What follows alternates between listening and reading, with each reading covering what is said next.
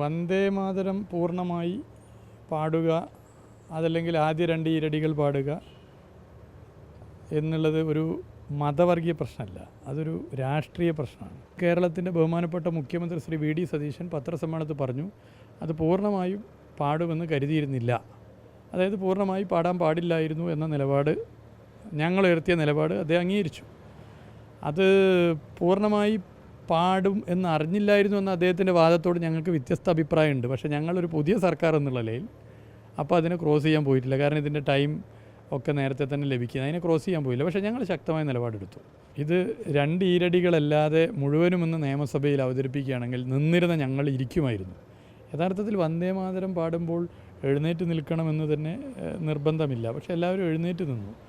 രണ്ട് ഈരടികൾ കഴിഞ്ഞ് ബാക്കി ഈരടികൾ അവതരിപ്പിക്കാനാണ് ഉദ്ദേശിച്ചിരുന്നതെങ്കിൽ ഞങ്ങൾ പ്രതിഷേധ സൂചകമായി ഇരിക്കാൻ തീരുമാനിച്ചിരുന്നു. പക്ഷേ ഞങ്ങളെടുത്ത ശരിയായ നിലപാട് പിന്നീട് ഗവൺമെൻറ് അംഗീകരിച്ചു. അതിനെ ഞങ്ങൾ സ്വാഗതം ചെയ്യുന്നു. ഈ നയപ്രഖ്യാപന പ്രസംഗത്തിൻ്റെ ഘട്ടത്തിൽ വന്ദേ മാതരം തുടങ്ങി. ഇതുവരെ അങ്ങനെ നിയമസഭയിൽ ഉണ്ടായിരുന്നില്ല വന്ദേ മാതരം. പക്ഷേ അതിനുശേഷം ഗവർണർ പറയുന്നത് വന്ദേ മാതരം പൂർണ്ണമായും അവിടെ വായിക്കാത്തത് പ്രോട്ടോക്കോൾ ലംഘനമാണെന്ന്, അങ്ങനെ ഒരു അതൃപ്തി ഗവർണർ അറിയിക്കുകയും ചെയ്തു. എങ്ങനെയാണ് ഇതിനെ കാണുന്നത്? ഒന്ന്, വന്ദേ മാതരം പൂർണ്ണമായി പാടുക, അതല്ലെങ്കിൽ ആദ്യ രണ്ട് ഈരടികൾ പാടുക എന്നുള്ളത് ഒരു മതവർഗീയ പ്രശ്നമല്ല, അതൊരു രാഷ്ട്രീയ പ്രശ്നമാണ്. വന്ദേ മാതരത്തിൻ്റെ നാൾ വഴികൾ, അതിൻ്റെ ചരിത്രം ഒക്കെ എടുത്ത് പരിശോധിച്ചാൽ തന്നെ ബഹുസ്വര സമൂഹത്തിൽ അത് പൂർണ്ണമായും ആലപിക്കുന്നത് യോജിക്കാവുന്നതല്ല എന്നുള്ള നിലപാടാണ് ഇന്ത്യ സ്വീകരിച്ചത്. മതനിരപേക്ഷ ഇന്ത്യ, അതിലെല്ലാവരും ഉണ്ട്. യഥാർത്ഥ മതവിശ്വാസികൾ അവർ വിശ്വസിക്കുന്ന മതം, അതിൻ്റെ രീതികൾ മറ്റുള്ളവരിൽ അടിച്ചേൽപ്പിക്കാൻ താല്പര്യപ്പെടാത്തവരാണ്. നമുക്കറിയാലോ, അത് ഹൈന്ദവ മതമായിക്കോട്ടെ, ക്രൈസ്തവ മതമായിക്കോട്ടെ, ഇസ്ലാം ആയിക്കൊള്ളട്ടെ, അടിച്ചേൽപ്പിക്കുന്നതിന് യഥാർത്ഥ മതവിശ്വാസികൾ യോജിക്കില്ല. അതുകൊണ്ട് തന്നെ വന്ദേ മാതരം എല്ലാ ഈരടികളും സർക്കാർ പരിപാടിയിൽ അവതരിപ്പിക്കുന്നത് മതനിരപേക്ഷ ഇന്ത്യ നേരത്തെ തള്ളിയതാണ്. പശ്ചിമ ബംഗാൾ ഉൾപ്പെടെയുള്ള സംസ്ഥാനങ്ങളുടെ തെരഞ്ഞെടുപ്പിന് മുമ്പ് കേന്ദ്ര സർക്കാർ ഇതിനെ രാഷ്ട്രീയമായി ഉപയോഗിക്കാൻ, മതവർഗീയ ധ്രുവീകരണം സൃഷ്ടിക്കാൻ വേണ്ടി ഒരു ഉത്തരവ് പുറപ്പെടുവിച്ചു. പിന്നീട് ബഹുമാനപ്പെട്ട സുപ്രീം കോടതി തന്നെ ഇത് അഡ്വൈസറി മാത്രമാണ്, മാൻഡേറ്ററി അല്ല, നിർബന്ധമല്ല, വേണമെങ്കിൽ സ്വീകരിക്കാതിരിക്കാമെന്ന് പറഞ്ഞു. ദൗർഭാഗ്യവശാൽ UDF ഗവൺമെൻറ്റിൻ്റെ സത്യപ്രതിജ്ഞാ ചടങ്ങിൽ ഇത് പൂർണ്ണമായും പാടി. അത് ഞങ്ങൾ ശക്തമായി അത് തെറ്റാണെന്ന് ചൂണ്ടിക്കാട്ടി. LDF അതിശക്തമായ നിലപാട് സ്വീകരിച്ചു. പിന്നീട് കേരളത്തിൻ്റെ ബഹുമാനപ്പെട്ട മുഖ്യമന്ത്രി ശ്രീ വി ഡി സതീശൻ പത്രസമ്മേളനത്തിൽ പറഞ്ഞു, അത് പൂർണ്ണമായും പാടുമെന്ന് കരുതിയിരുന്നില്ല. അതായത് പൂർണ്ണമായി പാടാൻ പാടില്ലായിരുന്നു എന്ന നിലപാട്, ഞങ്ങൾ ഉയർത്തിയ നിലപാട് അദ്ദേഹം അംഗീകരിച്ചു.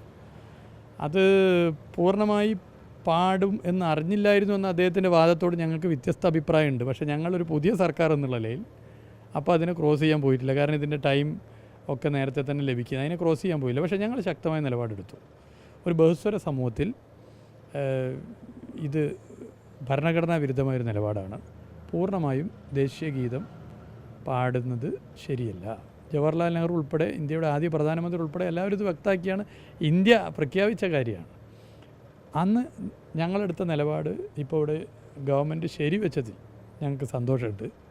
അതിനെ സ്വാഗതം ചെയ്യുകയാണ്. ഇന്നത്തെ നയപ്രഖ്യാപന പ്രസംഗ ഘട്ടത്തിൽ ആദ്യ രണ്ട് ഈരടികൾ മാത്രം അവിടെ അവതരിപ്പിച്ചത് LDF എടുത്ത, മതനിരപേക്ഷ കേരളം എടുത്ത ശക്തമായ നിലപാടിനെ അംഗീകരിച്ചാണ്. അതിനെ ഞങ്ങൾ സ്വാഗതം ചെയ്യുകയാണ്.